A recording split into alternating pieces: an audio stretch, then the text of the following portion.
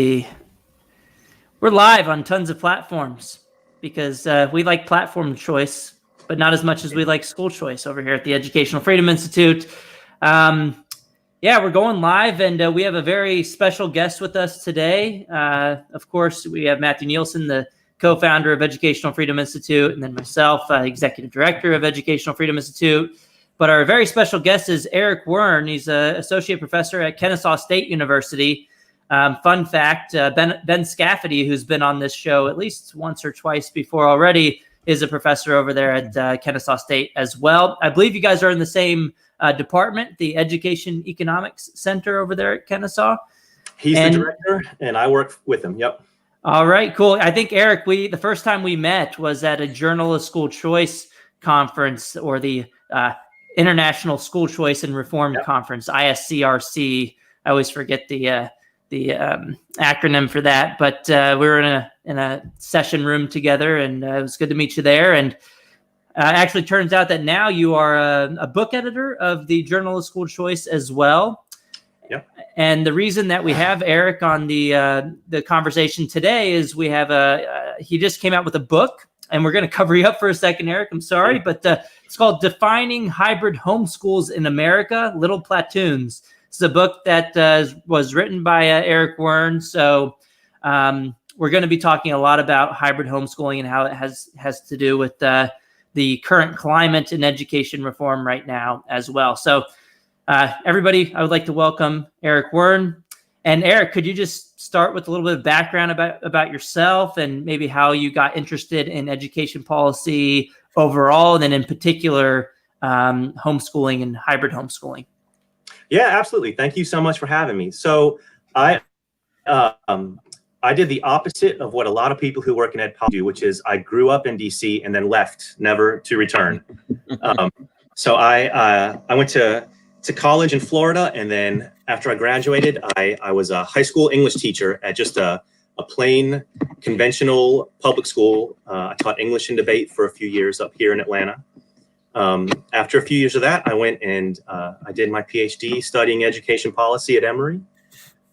So when I finished there, I left and I worked for the Governor's Office of Student Achievement in Atlanta for a few years. And that's our state level kind of P20 accountability office. So we did work on, with the legislature and the governor, and we did a lot at that time with Race to the Top and with the standardized testing scandal that some people might remember about 10 years ago. So I left there, and then I've been at a few different colleges since then. I was in... Wait, hold on, Eric. What happened with the testing scandal? Yeah, I mean, all three of us know what's going on with the testing scandal in Atlanta, but for listeners, could you give us some background on that? I mean, that's super interesting. So this is, I'm getting old. It's 11 or so years ago now. We had, mandated state tests like everyone does. And my office kind of had been hearing rumors for a while about maybe some potential fraud on the tests. And so we started an investigation, which ultimately involved the Georgia Bureau of Investigation and a much bigger legal team than my office had. And we found that there was actually some malfeasance in a few different school districts of people kind of changing answers on the tests for, first graders up through eighth graders, and getting benefits or avoiding consequences that they otherwise would have had to face. How widespread was that? Do you have any statistics on that? Well, it was really concentrated. It was really concentrated. So some school districts, basically nothing really happened. In other school districts, nothing happened in some places, but in particular schools, it was absolutely rampant, right? Where entire classes were having their entire list of kids' scores changed to help them avoid lots of things. Was funding tied to like your performance on the tests, and would you lose a certain amount of funding if you didn't hit a certain benchmark or something? Well, at that time it was still under Race to the Top, and some of the schools would have had sanctions that would have supposedly let their kids transfer out to go to other places. A lot of it was more personal stuff.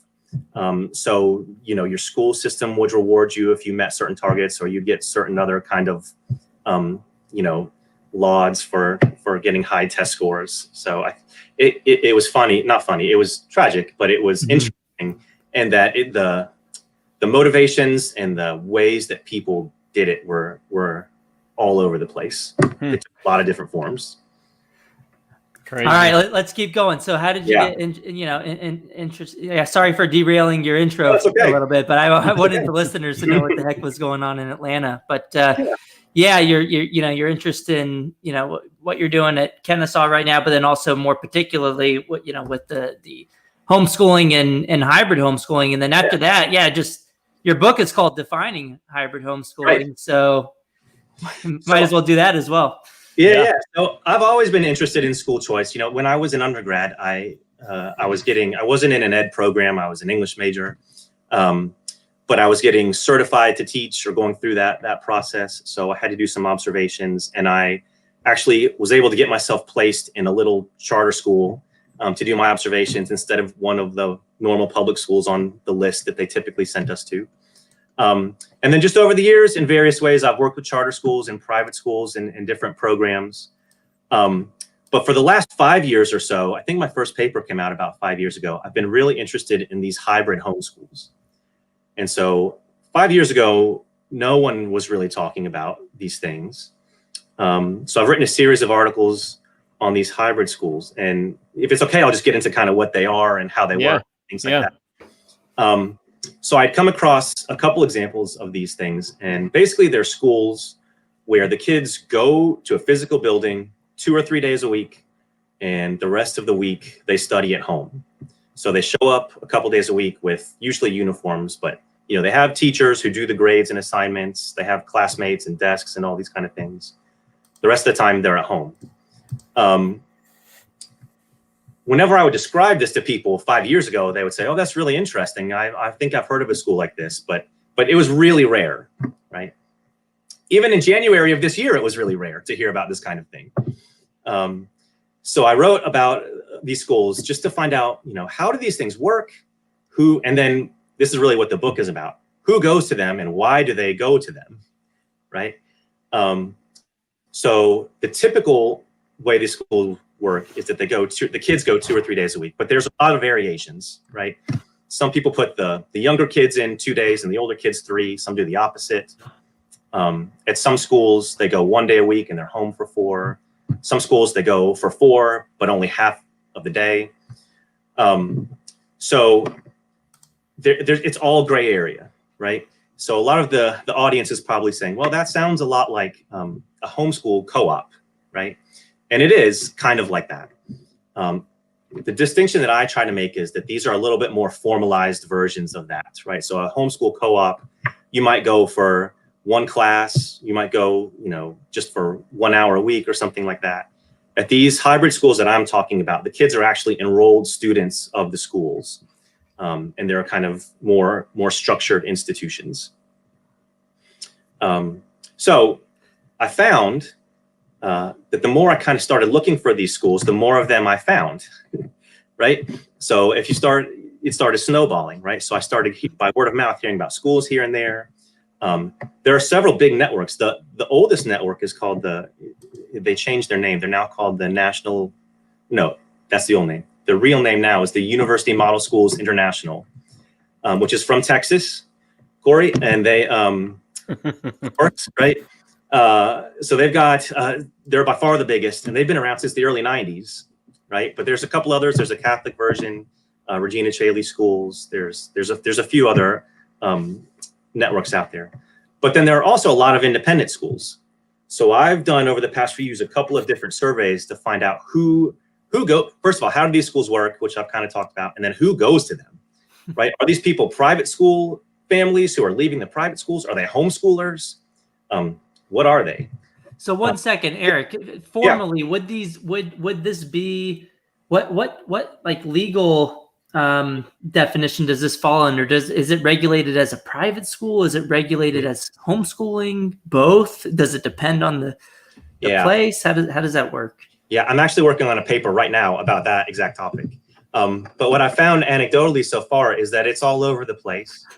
It depends on the state. And one story I like to tell, I don't know if the schools are still set up this way, but I found 2 schools that a few years ago that are about 10 miles apart. They're in the same state. And I asked this question to that principal. I said, how are you, are you a private school or are you a set of homeschoolers? How are you regulated? And he said, well, we're actually, we're a private school. We operate like a private school, and we're accredited that way. And then I drove, 10 minutes down the road and I talked to another guy, another principal. His school set up the exact same way. And I said, how do you operate? How are you regulated? And he said, oh, we're homeschoolers that just come together a couple times a week, right? And so basically what the first principal said is the state regulators just don't know what to do with us. Partially it's because they're so weird looking. Partially it's because they're kind of thin on the ground in a lot of places. So some states will tell you, these are the rules and you operate like a private school. Other states say, well, if you're not one of our public schools, then you're whatever. You're a private school. You're a home non-public. Yeah, right. In a lot of places, it depends on the grade level, right? So if you're not in high school, then you kind of don't care as much and you can operate as a homeschooler. But if you want to be accredited and you want your kids to get certain, like in Georgia, we have state college scholarships that are easier to get if you're accredited by, an accreditor off of a certain list, then it makes sense to kind of act as a private school for those grades, not for the younger grades. So it's all over the place. And I kind of like that, right? Like, I think that's kind of a feature, not a bug of the way these things work. There's not really the right answer because all these schools are set up in such particular ways that it doesn't really matter except for particular questions. I have a question for you, Eric, and maybe you'll get here, so I apologize if I'm jumping the gun. But tell me, funding. So in any case, are tax dollars used that you've seen for any of these schools? Or is it really, it's either homeschool or it's private school. Mm-hmm. Both, of course, are, privately funded by families. Any variation in that? Yep. So this is one of the questions I asked in my most recent survey, which is, are there school choice programs that you participate in? Or are there some that are available that you don't participate in, maybe because sometimes they like flying under the radar? So let me back up and just say a little bit about this too. Because these schools are because of the way they operate, they're part-time, typically they'll have one full-time employee, which is the director, and then they'll have teachers who come in for an hour or 2 or 3 or whatever a week that are part-time. They're paid as adjuncts or contractors or whatever. They'll rent space, but not for the whole week, so they don't own it, right? Maybe they rent it from a church or from another private school. So their tuitions nationally, the average is a little under $5,000. Which is useful to a lot of people for reasons that I can get into in a little bit. So their costs are really low. Some of the schools participate in some of these taxpayer funded programs, but it doesn't seem like very many of them, right? Something like an ESA, typically the amounts that you hear thrown out would cover pretty much the whole cost of a hybrid homeschool in most places, right? But they seem to not typically be going that direction now. Now, there are also some charter school versions of these things, right? The highest number I found is out in California. There's a set in San Diego. There's a couple in Northern California. So obviously they're getting taxpayer funding to operate this way. But yeah, a lot of times, they may be eligible, but they're avoiding it. We can hear your typing, Corey. Yeah. That's not my typing. Is that? It's not me. Maybe I tapped my computer. I think we're good now. I think we're good now. Okay. I was like, started looking around, making funny faces. What's going on? I was like, Corey's looking up some website. Sometimes, I'll go and type stuff. But... Yeah, so there are some cases, but sometimes, but it's not. It doesn't seem to be very widespread. Yeah. Mm-hmm. So you're saying that the cost, I guess, is somewhere. Do you have like an average tuition number in particular places that you've seen? Is it like a couple thousand, a few thousand a year? Yeah. So it'll vary by grade level usually. And, they'll give sibling discounts. Most schools do things like that. But a common or the average is south of $5,000 a year, right? So, and it's even less than that in lower grades usually. And are these more common, Eric, in like elementary grades, or are families doing this all the way through senior year of high school? Yeah, there are both, right? So there are plenty of them that go all the way through, but I would say there's more elementary grades. And is the reason because, one of the first questions is like, well, why not just do homeschooling full time? Is it because, just based on the individual circumstance of the family that they have a certain work schedule that they can do it for a couple of days but they can't do it 5 days a week? Is that like the main? Yeah, there are so many different reasons, right? So I talk in the book about this, and it's changing over time, but in the moment, it seems like there's a pretty good mix of people who come from full-time private schools into these things, but they're not, either because they don't want to pay so much tuition or because they just want more flexibility in their time, right? They want to be able to go see grandma in the next state every weekend, right? Or they just don't like the feeling of being in a rat race for 40 hours a week when you're a kid, right? So some people come for that reason. There are lots of homeschoolers that just want more support as the kids get older. Math gets harder, science gets more complicated. Curriculum choices probably is one thing, isn't it, Eric? Curriculum choice is a big deal. As you get closer to college, some people want some kind of like validation or credential that they can feel more comfortable with. Some people, they just feel like they can pull it off with the younger kid. They want more support when the kids get older, or they want to be part of a community, right? So there's a sense that people like about coming together, right? And then just picking out the full curriculum for all the subject areas. It's nice to have some entity that you trust kind of doing that for you. So from all kinds of generations.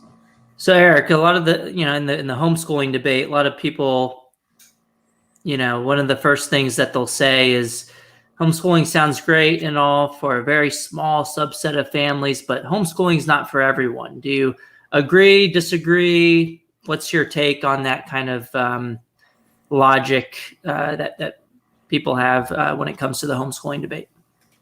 Yeah, homeschooling is difficult, right? So you have to kind of be bought into it if you're going to do it. That's why this spring was so crazy for so many people.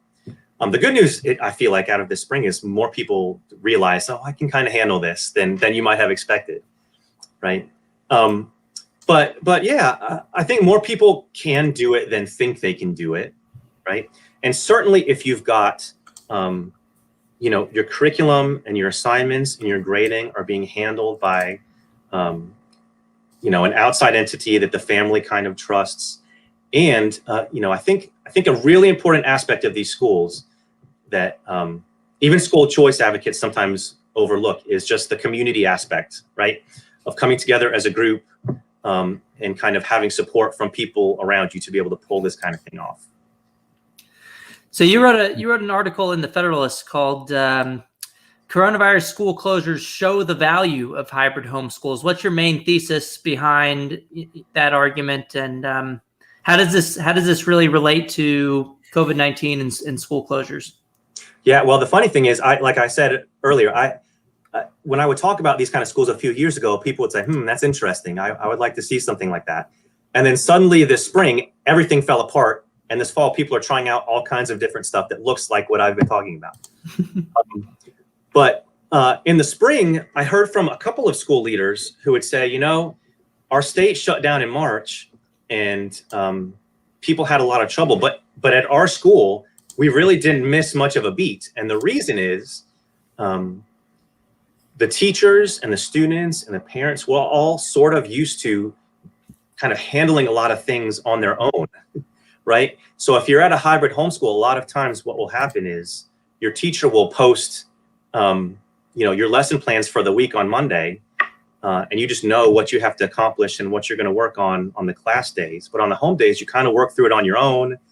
You communicate with your teacher online if you need help or something like that.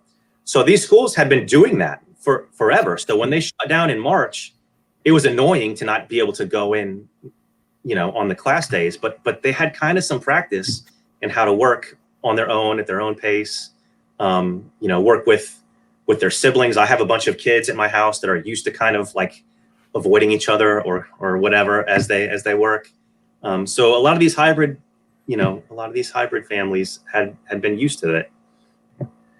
So what I've been seeing across the country, and it's starting again, is that there's a lot of public school systems just fighting to stay closed. Zero in-person instruction at all, and they're citing the coronavirus as a reason as to why they shouldn't have to return to school buildings. Have you seen any of that with the hybrid homeschool communities? I mean, of course, in some places it's just illegal to have any of the schools open, public or private. Yeah. But in places where it's legal and you have the public schools fighting for no in-person instruction, are the hybrid homeschools doing that too? Or are they saying, we were doing 1 day a week, now we want to do 0? Or are they keeping that 1 or 2 days a week? Or do you have any examples of, any communities of hybrid homeschools?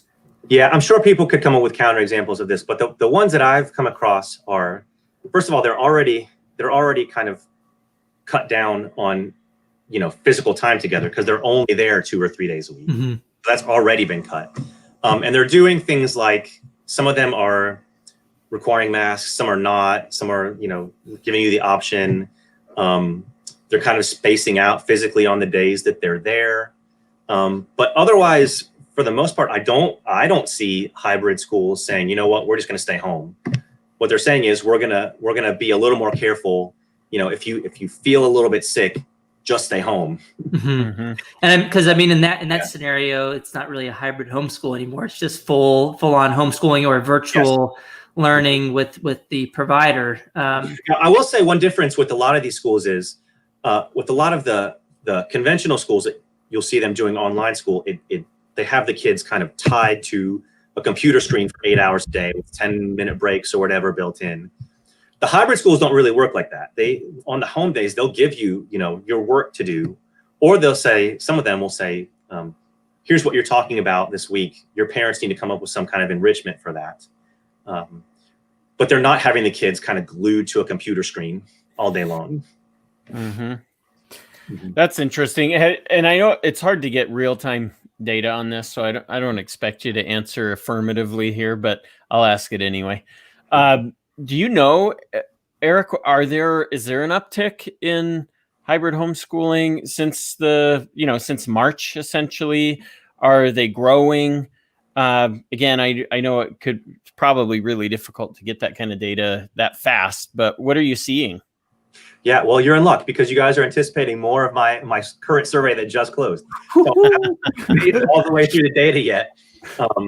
But I did a national survey. I've got a bunch of schools in 12 or 15 different states who responded to it, and they're typically, what they said is the virus impacted extracurriculars, if they offered them, pretty significantly, right? Mm-hmm. It impacted their academics a little bit, but their finances not so much because they could switch really fast. And most of the schools, I won't say all of them, but almost all of them have seen small, at least small, if not large, increases in enrollment this year, right? Mm. They planned from the beginning, like we're not gonna leave you guys in limbo, and we're not gonna shut down. We're gonna press ahead. This is true with a lot of private schools, though.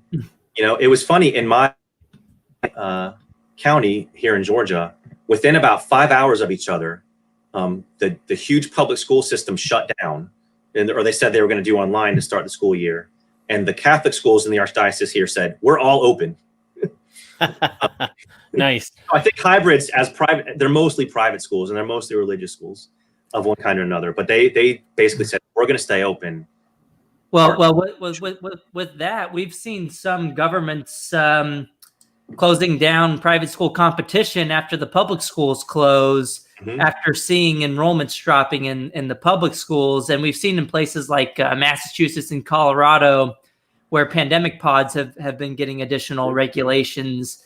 And that doesn't mean that people in the public school explicitly lobbied for that to happen, but it's kind of hard not to see that there's a benefit to the public schools of having their competition shut down. Have you seen anything like that happening with hybrid homeschools, where there's like increases in regulations recently, or trying to close them down as a private school, even though that you can argue that they're kind of like a quasi private school? Yeah, aside from, whatever statewide things or citywide things are going on, I haven't heard anything like that. But I'll tell you, a lot of these schools, they like flying under the radar. And there's no reason they shouldn't, right? They're just kind of doing their thing. There's no reason they need to be, they're not trying, a lot of them are not trying to scale into these huge networks or systems, even though a couple of them had. What they're trying to do is like solve a really local problem with their group of people. And so I think, I haven't heard about them being targeted specifically, but that goes back to what that principal told me a couple of years ago. People just don't know what to do with them. Mm-hmm. So, which is good. Yeah, it is good. Leave them alone. Hands off. So I have two questions for you real quick relative to just the scope of what you're talking about here, the hybrid homeschool. So first, what are like the top three off the top of your head, just top three or top five states in the country for enrollment or participation in these? And then a kind of related follow-up, did that also correlate, I assume it did, with your highest number of respondents to your recent survey, Eric? Yeah. So what you'll see is most of the schools are located in this arc from Virginia down through the South into Texas, and then there's groups in Colorado and California, and there's some in other states too. But that's the South and into Texas is where you'll see most of the schools. Yeah. So I would say the biggest states are the ones that I've had the most contact with are probably like Texas, Georgia, North Carolina, Tennessee, places like that. That's interesting. North Carolina. So there, just because I know this and I looked at it recently, and I don't know exact numbers. You might, Eric, but public school enrollment is the highest. Of course, they have the largest share of kids enrolled in public schools, district schools in North Carolina. But then second, with like a huge percentage, is homeschool. It's like, what is it, Corey? Like 146,000 kids or something like that? Like 8% of the total in North Carolina. It's the highest state with huge homeschooling for sure. Yeah. The second highest state is Arkansas with like 3.4%. Before, it's probably bigger, higher than 8 or 3% this year. Yeah. Giant gap though, right? Yeah. They're like far and away the biggest. Yeah. It's interesting. So Eric, as far as, you've been talking about hybrid homeschools for a while. You wrote a book on it that just came out, which I'll share in the links again for everybody to make sure everybody goes and gets it. What are some of the arguments that people have made to you against this concept of hybrid homeschooling, or are people mostly accepting of it, or do people say, oh, but what about this or what about this? And what are your responses to those kind of claims, if there are any big claims that are? Yeah. There haven't been many arguments against it, but I'll give you some that I have come up with in my work on it. So for the most part, people think, oh, that's really interesting. It really is the best of both worlds, right? Like you have more time with your families, with your kids. They're not super stressed out as much about school, and they get kind of the ability to be with a group of kids and with teachers and have all that kind of stuff done for them. But from the side of starting and running a school, you get the best of both worlds, but you get the worst of both worlds too, right? So you end up with a situation where you've got to run, they're basically like a charter school or a private school. You've got a nonprofit entity you have to run. You still got to do hiring and management and governance stuff. You still got to do academic work with the teachers, like academic coaching. But you've also pulled in this group of really independent-minded homeschooling families, right? Who are often not used to or interested in taking directions from anybody. So if you're going to have, a curriculum guide or a pace that you have to keep up with, that's a whole new challenge that you have to work with, right? You also end up with this thing that happens in charter schools, this founder's disease, right? Where people have a great idea for a school and they can really sell it and they've got a great curriculum in mind, but they're not used to like keeping the lights on or doing HR kind of stuff, right? So you really have to cover a lot of bases if you're going to operate one of these things. So that's one. Another one, the other big one that I mentioned is the pushback I get is from actually homeschoolers. So which I'll acknowledge, the name hybrid homeschooling bothers. I think I heard you in a conversation in Florida at the ISCRC with some homeschoolers that you guys were getting a little bit of back and forth. Maybe this was a couple of years ago, I think.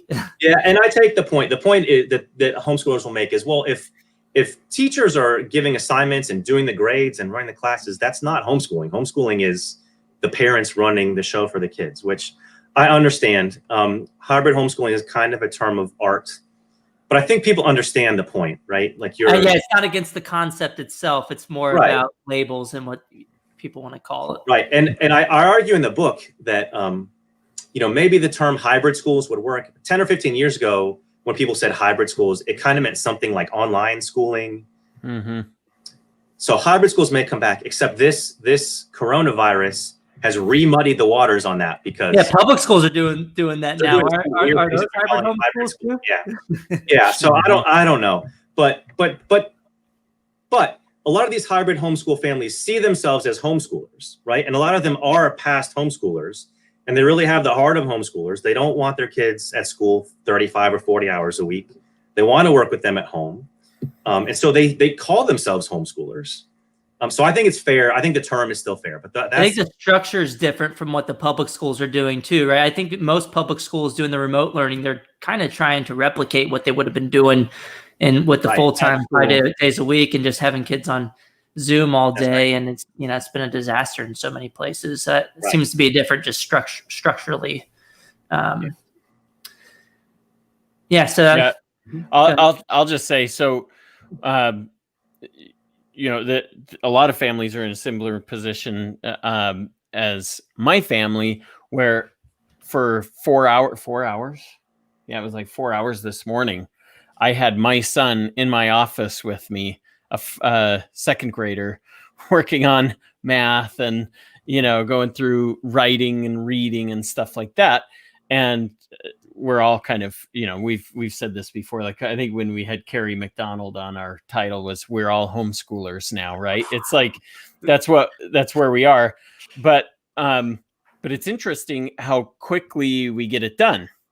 I send, this is where we're really going with this. So it's like, he was here for the morning. He was here for 4 hours, but we really only did like maybe 2.5 hours of work. And that's probably about what he gets at school, in like a 7.5 hour day. So I can see why homeschool families are like, no, we homeschool. I want you to take care of like the specialty, the technical stuff, because I'm just not a science person, or I'm just not great at math. I want you to take that. I'll do the rest. I'll do all the enrichment.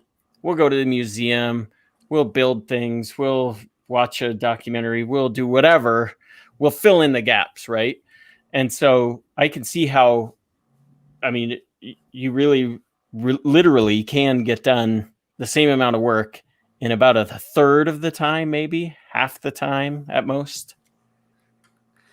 So we've been talking a lot about micro schools with like Prenda. We had Prenda's CEO, Kelly Smith, on the show a few months ago. And is there any complications with defining hybrid homeschools and micro schools? Is there any overlap there? Because I could kind of think of how, like, perhaps if you have a hybrid homeschool that isn't actually in a regular school building, but it's in one person's household. Yeah. Have you had that kind of conversation, or? Yeah. So this is where, the book is called Defining Hybrid Homeschools, but when defining it too tightly is probably a mistake, right? So just for operational reasons and for research reasons, I've defined it the way I kind of talked about. But yeah, there's overlap. Micro schools is kind of, I would say, like a bigger catch-all term, because those things can look lots of different ways. With things happening in a school or happening very part-time that look more like a homeschool co-op. So the hybrid schools, the angle that I kind of take on it is both the structure of the schooling and the idea that these are kind of, well, like in the time, they're little platoons of people coming together to kind of build sort of countercultural institutions that are going to serve their very local communities. What's cool about that is that the independent groups are really probably just groups of, it really is a homeschool co-op that's a little more formalized. Like they've chosen to get a facility. They've chosen to create just more formality and more structure around what normally you would just call, well, it's a homeschool co-op, right? Well, they have a lot of origin stories, right? So some of them will be, here's a group of parents that were homeschooling around their basement table, and then more people came on, and then, like you said, suddenly they have to rent space, and then I guess we need uniforms and all this other kind of stuff, right? Other times there'll be sort of a program that's a ministry of a church that starts up. They want to start a school. Some public schools have started trying this kind of thing. They're a little bit more leery of kind of letting go of control of things, but there are some public systems that are giving it a shot and setting up stuff like this. Mm-hmm. Interesting. So tell us, Eric, what is the biggest group? You mentioned UMSI. Did I get that right? Yep. And they're out of Texas, and then there are others. Like what is the biggest network? What's the scale we're talking about? Yeah, so the University Model Schools, it's a membership network. So schools can kind of join it. They've got something on the order of 100 something schools, right? Regina Caeli is a smaller Catholic one. They're probably approaching 20. And then there are Aquinas Learning Centers, which is smaller and a little bit more loose in a lot of ways. There's the website. But there's a huge number of just independent schools, and part of my work is just locating them. They're kind of hard to find, right? Because if I'm searching for one of these schools, I'll either hear about it from word of mouth or I'll go look, but the name is never like Atlanta Hybrid Homeschool, right? It's going to be something like Atlanta Academy. And so then I can see how it's actually set up, and is it what I'm talking about? Yeah. So, but I find the more I search, the more I kind of am finding these schools. And I think now at this point, in large part because of coronavirus, but even before that, there was some momentum between, this desire for more individualized schooling. Technology is better. It's just making it easier, and people have had more practice. There's a lot of demand out there, hunger for starting up this kind of thing, independently of the networks. So if you have founded one of these schools, you attend or send your kids to one of these schools, send Eric Wearne a direct message on Twitter, send him an email, identify yourself. Or start using the terminology. Start using hybrid homeschooling. It'll be easier to search them out. Right. But they got to call themselves academies. So that, Well, call yourself what you want, but hit me up on let me know. Send them a message anyway. Yeah. So Eric, biggest takeaway from your book that you want people to get, 30-second, 1-minute elevator pitch for your book.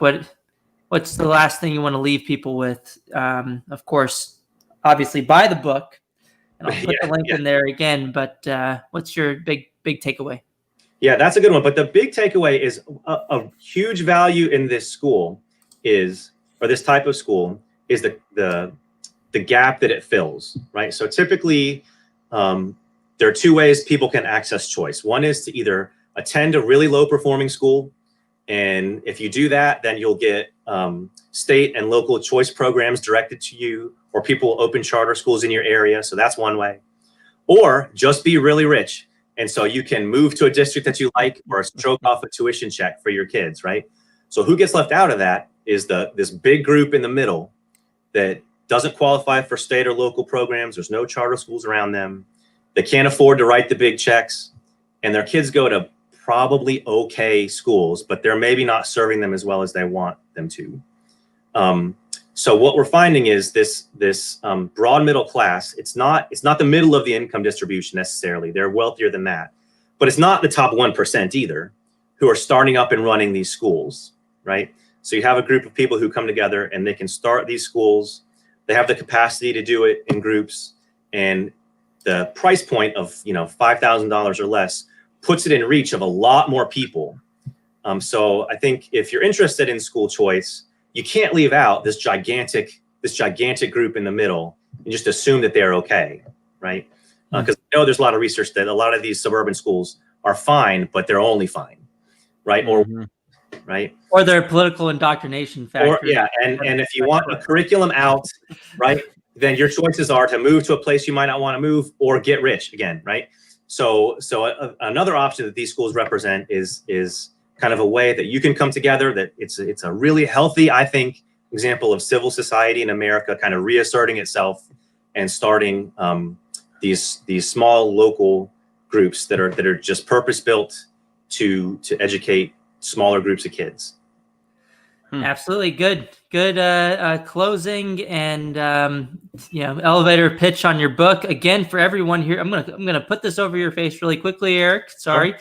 But Defining Hybrid Homeschools in America, Little Platoons by Eric Wearne, who has been on our podcast for quite a good amount of time today. I hope everybody learned a lot from Eric. I did as well, even though I've been in this kind of movement for a long time already. Wealth of information in listening to Eric. And then also, of course, I'm sure there's tons of information to get out of his book. If you want to follow Eric, you can follow him on Twitter at Eric_Wearne. And as you can see, his cover photo is of his new book, Defining Hybrid Homeschools in America. Eric, where else could we find your work? Where should we send people to look at maybe some of your longer form stuff at Kennesaw? Yeah, so I've got a couple of academic pieces out, but some other more recent stuff is the Daily Signal. I've written a couple pieces at the Federalist, and I had another few at a website called The Imaginative Conservative that you can find there too. Cool. Excellent. Sounds great. I just put your Daily Signal piece into the chat. I just want to, again, thank you very much, Eric, for joining us on the Educational Freedom Institute live video podcast. Again, we all learned a lot from your wealth of information. I hope everybody goes out and gets the book, Defining Hybrid Homeschools in America, Little Platoons. Until next time, this was the Educational Freedom Institute in Conversation podcast. Thank you, everybody. Thanks, Eric. Thank you all.